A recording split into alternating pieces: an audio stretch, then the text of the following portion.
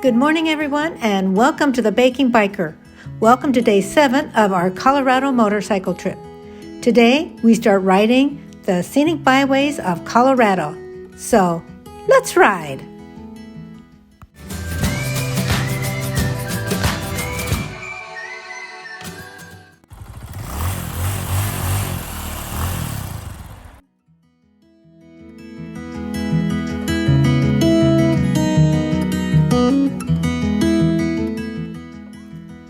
Today we are leaving Walden, Colorado and heading east on Highway 14, then south on Prairie Road and Buckhorn Road, then west on Highway 34 through the Rocky Mountain National Park to today's destination, Grand Lake, Colorado.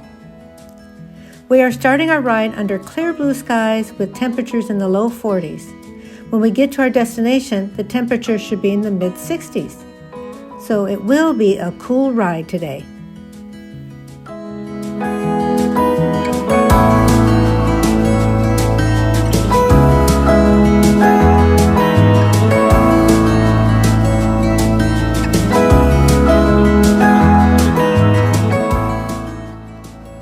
Right now, we are riding on Highway 14, which is the XRx Low Poudre Scenic Byway. The XRx Low Poudre Scenic Byway goes from Walden, Colorado to Fort Collins, Colorado. It crosses between the Never Summer Mountains to the south and the Medicine Bow Mountains to the north. The XRx Low Poudre name translates from French as Poudre's hiding place. There's controversies among historians on how the name came about. Most stories revolve around the French fur trapping trade and how they buried their gunpowder in the area before making the hazardous journey into the mountains, and then retrieving the gunpowder in the spring.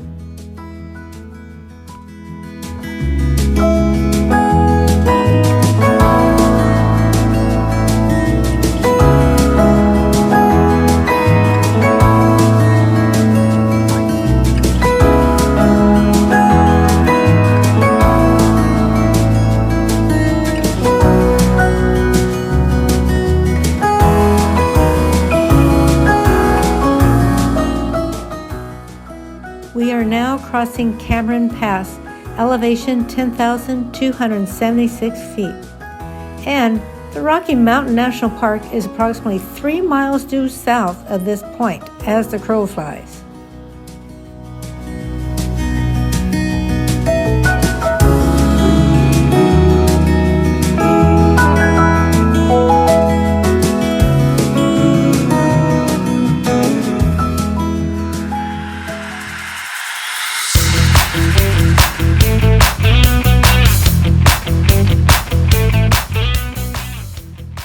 This is the XRx Low Poudre River Canyon.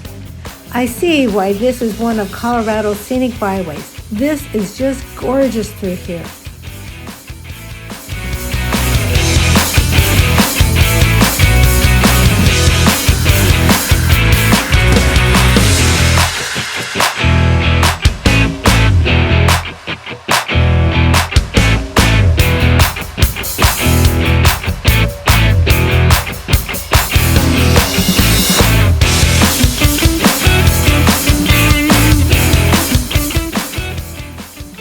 XRx Low Poudre River is Colorado's only federally designated national wild and scenic river.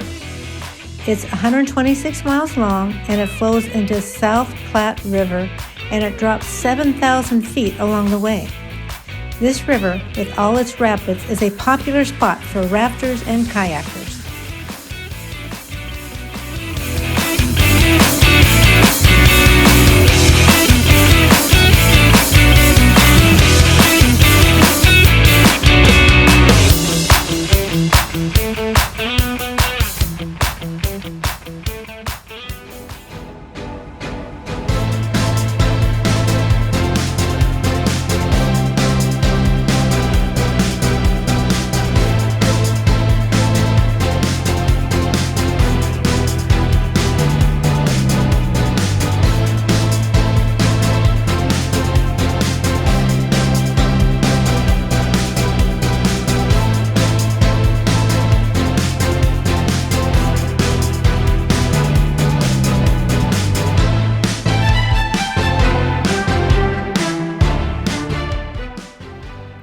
We are now heading west on US Highway 34, also known as the Trail Ridge Road Scenic Byway.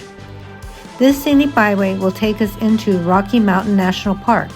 But before we get there, we're riding through the Big Thompson River Canyon with granite walls towering thousands of feet above us as we follow the Big Thompson River.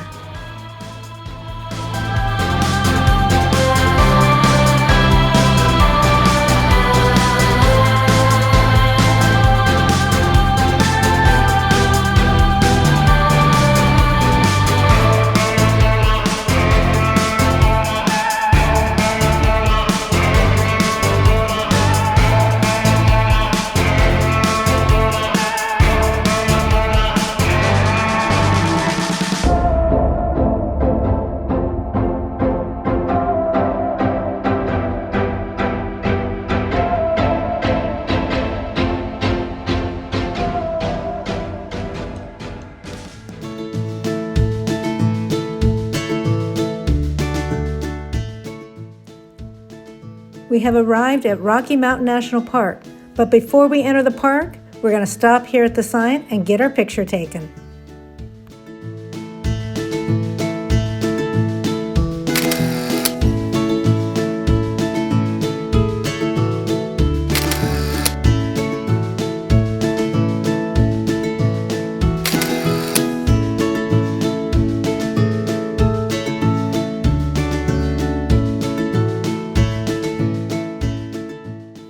Well, now it's time to enter Rocky Mountain National Park. To enter Rocky Mountain National Park, we had to make a reservation 2 months ago. This is a timed entry reservation, which lets us enter the park between 11 a.m. and 1 p.m. Now, there is no requirement as to when we have to leave the park. So before coming to Rocky Mountain National Park, be sure to check with the National Park Service for current entry requirements.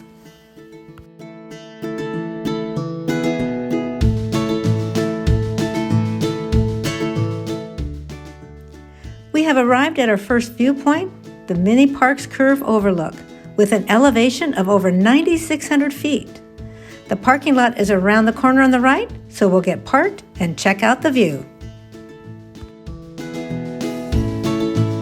Well, we're at the Mini Parks Curve, and yeah, today's not the nicest day in the world. But you get what you get, because you got to make a reservation and you got to plan ahead. So we'll show you what we get to see. We do actually have a viewpoint here, but actually the rock's up there. Let's see, there we go. They look pretty nice, and we can see those. Yeah. But just a minute, I'll show you what our view. But we actually can see. I thought, oh, we're in the clouds. You won't see. I mean, look at the clouds up there. I mean, we are in the clouds. So let me show you what we can see. So here's our viewpoint. You see, we're in the clouds, but we actually can see. I know I'm going real fast there. We actually can see down there. Down a little bit to the small valley. So this is the Mini Parks Curve viewpoint. So it is a beautiful valley down there. But as you can see, you can't see in the hills or mountains or anything. Here's something that shows. So here's what we should be seeing. There you are. So that's what we should be seeing. So over there are twin sisters. And that's what we do see today. And Lonely Mountain. And there's Estes Cone, Battle Mountain, and somewhere up there is Long's Peak. But this is today's view. You know, this is what you get, and you just make the best of it.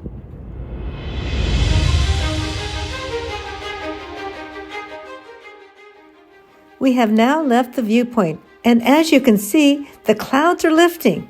This ride is just gonna be gorgeous, because look at our views now, and it's just gonna get better.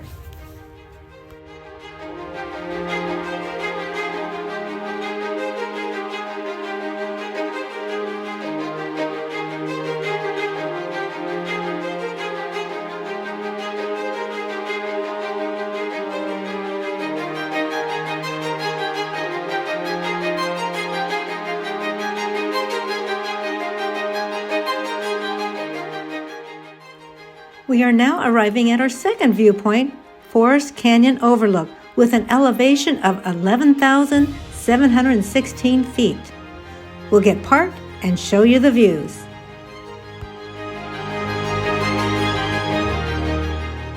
We're at the Forest Canyon Overlook, and wait till you see this view. We are above some of the clouds.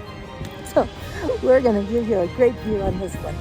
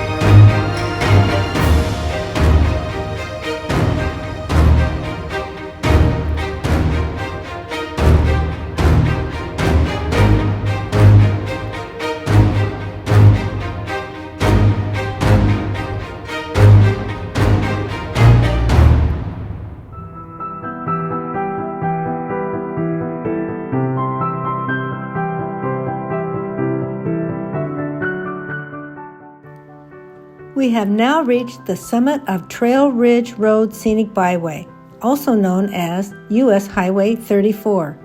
The summit elevation is 12,183 feet.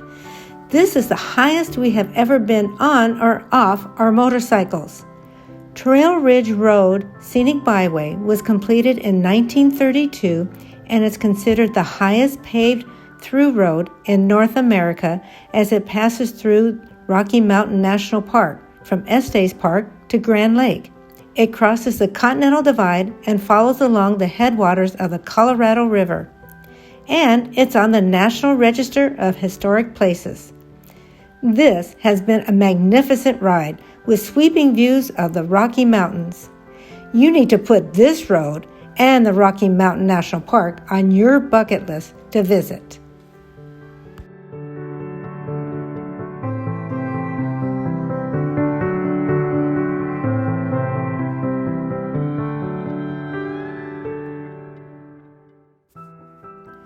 As we make our descent from the summit, we stop here at Medicine Bow Curve with an elevation of 11,640 feet.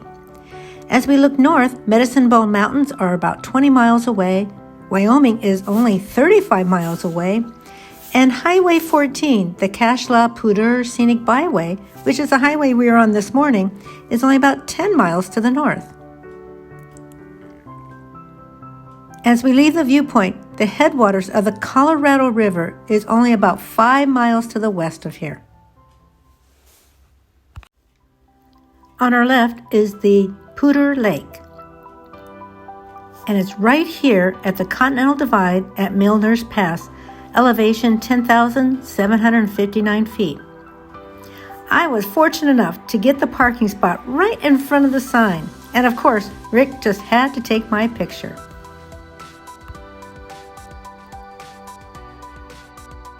The Continental Divide is what divides the rivers from flowing either into the Pacific or the Atlantic.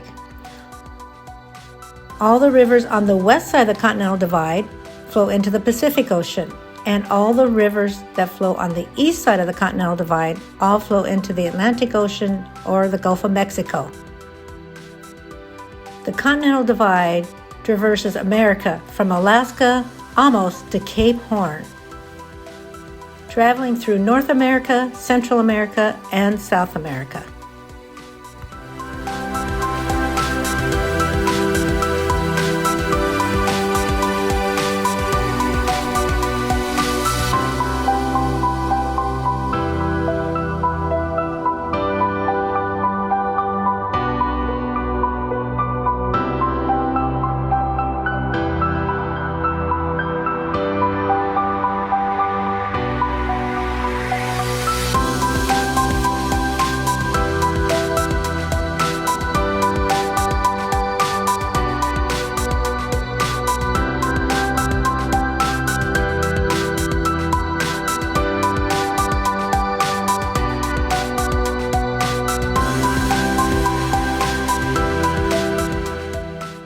We have Mr. Grizzly behind us. We made it here to the Gateway Inn Hotel here in Grand Lake, but we did not make it to the chili contest because they finished up right about the time we got here. They were giving out the awards and everything, so we were not able to taste any chili. That was going to be dinner too.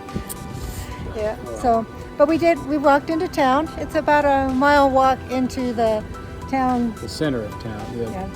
The town square park, I think is what they really call the park. Anyway, great ride today. Oh my goodness, that Cache La Poudre. Yeah. Cache La Poudre road, Scenic Byway. That was beautiful. Poudre, yeah, something like that. I like to call it Poudre. Poudre. I want to give it a little French flavor, you know? Anyway, Poudre. that was really nice along there. And it changed along the length of that route. Just the geography of the along that river changed. And then we turned south. What was that? It was 24 or something? 27, Highway 27, which is the Stove Prairie Road. And I see why they have you going like 25, 35 miles an hour, because you have these up and overs and it's a turn one way or the other, and there aren't any power poles sometimes to tell you which way is turning. You're trying to read the trees or the poles or something that tells you. By the way, this road is making a curve, and it's a blind curve. I mean, there's no sight line on those up and overs, so you have to go slow, otherwise you're going to fly right off the road. Yeah, it was challenging, more so than going through Rocky Mountain National Park. Rocky Mountain National Park was just beautiful after we got out of the clouds. I mean, I got so worried that, oh my goodness, here we are, you get this reservation, you make this trip plan and everything, and it's like, oh, it's a cloudy day, and all the mountains are in the clouds. But as you saw, it all opened up. It was a beautiful day. It was a beautiful day the whole day. We were supposed to get some thunder showers, but we never got them. So we're very fortunate there. And it's really nice here. It's in the upper 60s here at Grand Lake. And throughout the whole ride, we were ranging between like 45 to 55 degrees until we came into Grand Lake. Mm-hmm. Then all of a sudden I was overdressed, but otherwise, all the layers I had on were just right. Yes. So anyway, it was a great ride. I hope you enjoyed all the pictures and all the videos. And if you like this video, please be sure to give me a thumbs up, and please subscribe, and please hit that bell button so that you know every time I upload a new video. So, there goes somebody's alarm. At least that was a short alarm. So on that alarm note, I think we're going to call it an evening. So thank you so much for watching.